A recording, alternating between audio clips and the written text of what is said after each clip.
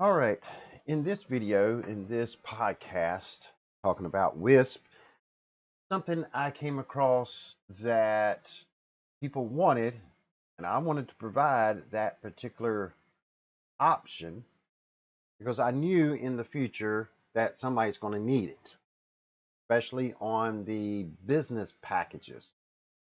They need a direct connection. Now, with the box that I use, which this is a wonderful box that I found that just works. And this is, I don't know if you can see it, but let's see. That's what it says on the box itself. If I can get it just right so you can see it. There we go.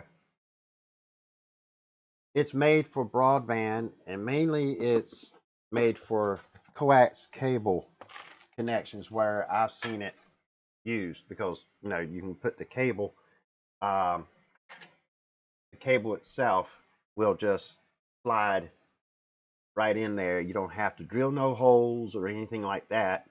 And you put all your cables in and out, and you got little holes here where it mounts and everything. It's just very convenient, very easy to do. Like if you got a coax cable splitter, one in, two out, four out, whatever. If it mounts this way, the cables come out this way, or the cables come out the top and bottom of the splitter. It's just convenient of mounting whatever uh, splitter kind of mount that you need will pretty much fit here, and all your coax cables will come in and out of here, and you don't have to worry about unscrewing one to pull it out. You can actually, just pull it out of here because it just slides in. Now, what I came up with on this particular box to give somebody a direct connection if they want to go out and get a 50-foot, 100-foot, whatever Ethernet cable and run it into their RV or whatever it may be. I've had some that I installed at a tent, and some RV parks got spots where you can have a tent. So if they want, plug in direct. Now the reason why I wanted to have that option in case somebody needs it, as I said, for the business packages, not only to get their maximum speed, to knock it, to do away with the wireless on some devices, like uploading big files to their office,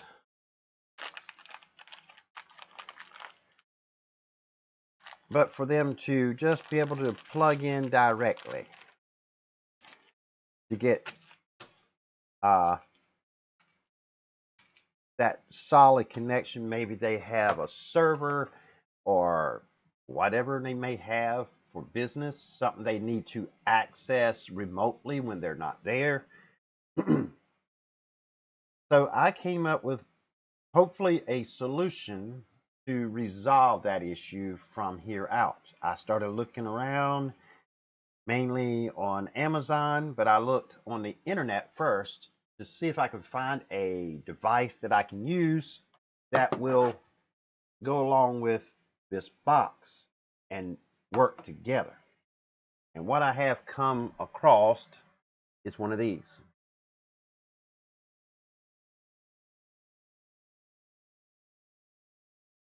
It has Ethernet port on this side,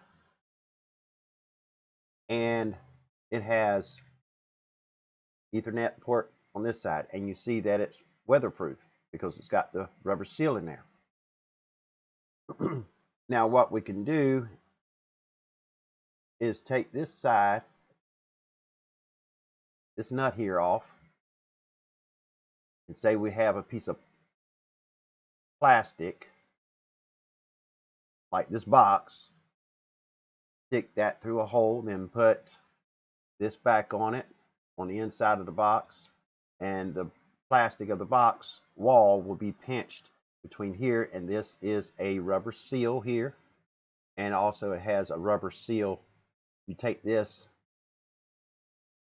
there's a rubber ring as you see right in here, so that will make it watertight as it combines the wall of the box and seals it. And that will put this to the outside with a cap to keep it weatherproof.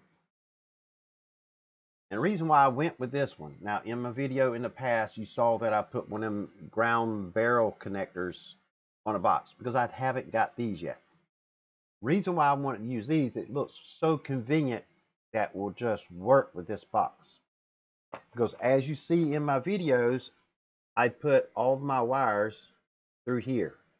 The one that feed the CPE, the power cord will go through here. Anything will go right through here perfectly. That's the way I've been using it. Now, if you look real close right here, there's knockouts right there. That is made to have a permanent electrical connection in this box.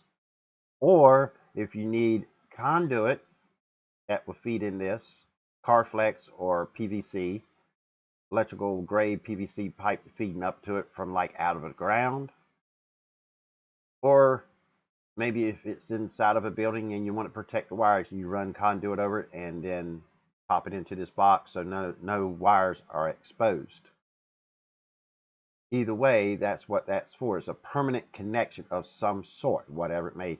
You may use this for alarm and you need that to run out and run up to your alarm bells or cameras or whatever outside. That's something that you're not going to be removing, like cords that I use in here. I'd be pulling them in and out if I have problems. This is going to be a permanent connection of whatever you are using this box for. And it just happened that this 1/2 inch will work perfectly with the first, I think this is a little bit more than a 1/2 inch. It's like 3/4, I do believe, and the knockout. But it fits the first knockout perfectly. I can have this box mounted and have, now of course, I would have to take my air cube that I sit right down here on top of this little bracket, because when I put them in, I sit it down and then slide it back and double-sided stick tape to the back of it.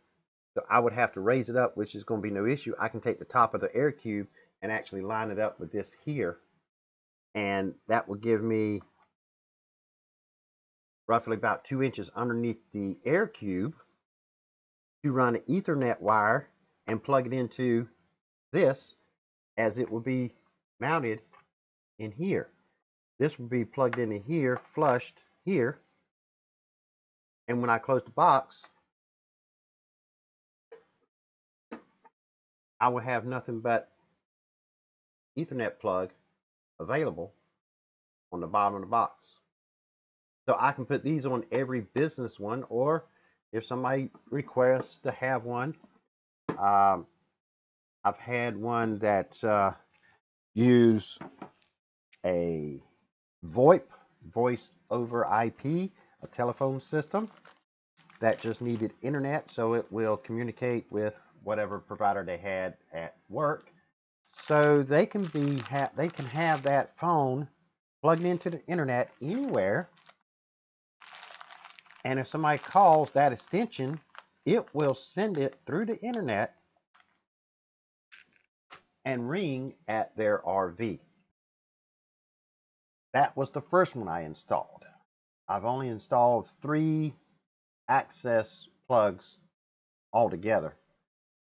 But that's mainly where it came in play, is somebody needs something plugged in like a server so they can actually access it remotely, or a telephone, a VoIP.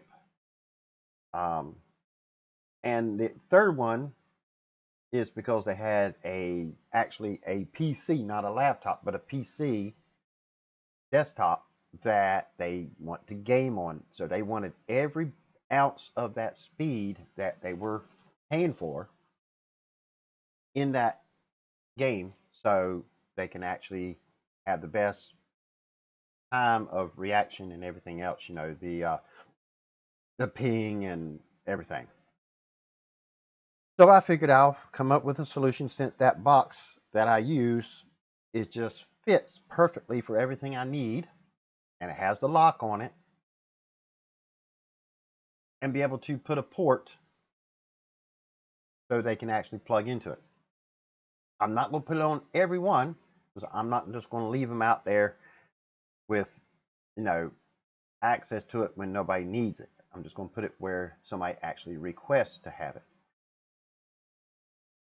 The only thing I wish I would put it on every box, but I wish I had a way to turn it on and off remotely. But the AirCube has not that option as I know of. I really hadn't dived into it and see if there is a real option, but I don't think there would be. But if there is, to turn off a port, just like you do your Edge Router X, you can turn them on and off. You can change the speed. You can set a virtual LAN, different IPs to each one, but you can actually turn them on and off. I don't think in the AirCube you'd be able to. It's pretty much when it's plugged in, it's running, it's done. The only thing you can turn off and on is the PoE on port number 2 that receives the internet if you got a CPE that needs power to be turned on.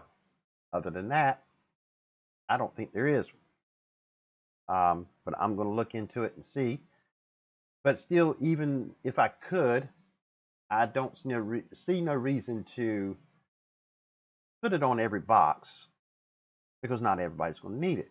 They're not dirt cheap because the quality of it is very well built and it is waterproof. So it makes it a little pricey on it. That it's not that really expensive, but like anything, a gallon of gas may be $2.50, but if you got a tank that you got to fill up and it's 100 gallons, then it adds up. Just 1 gallon may not be to cut your grass and your lawnmower.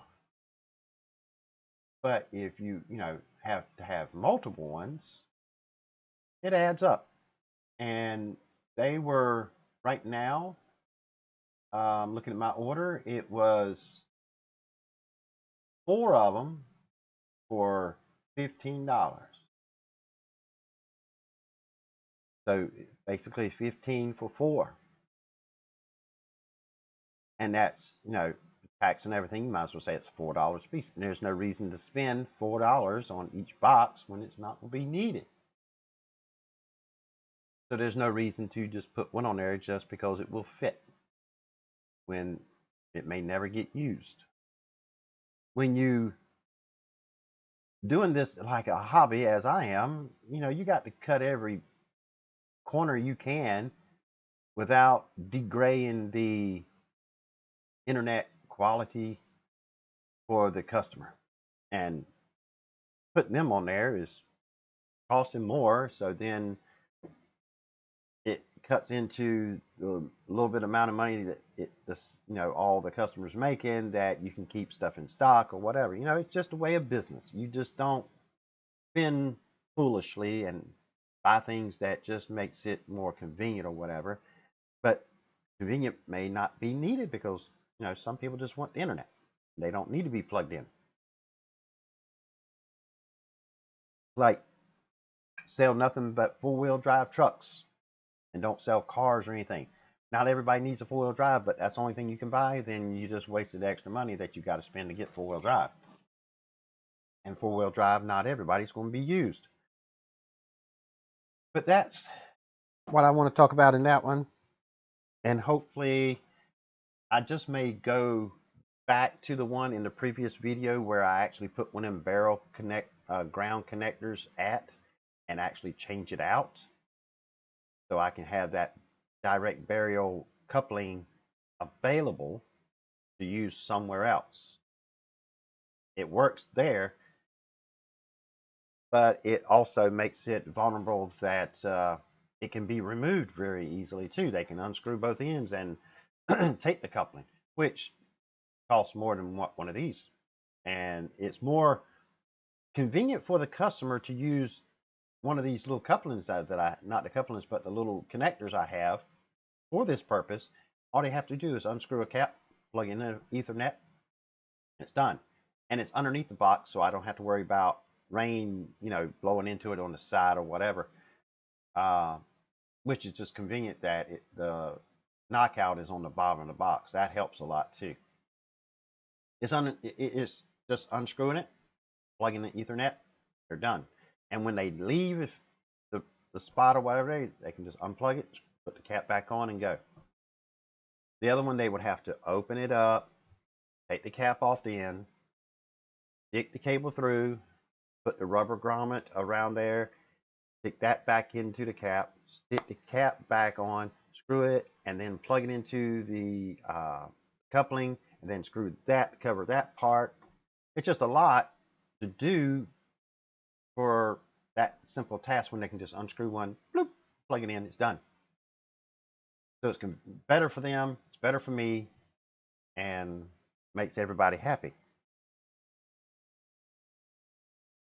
So look on Amazon. You can find them. I'll see if I can put a link to them actually in the description of this video so you can find them. Thanks for watching, and I will see you in the next video. Take care. And don't forget to subscribe, like, share, and please put comments. I'll read every one of them and respond to all the questions I can. See you in the next video.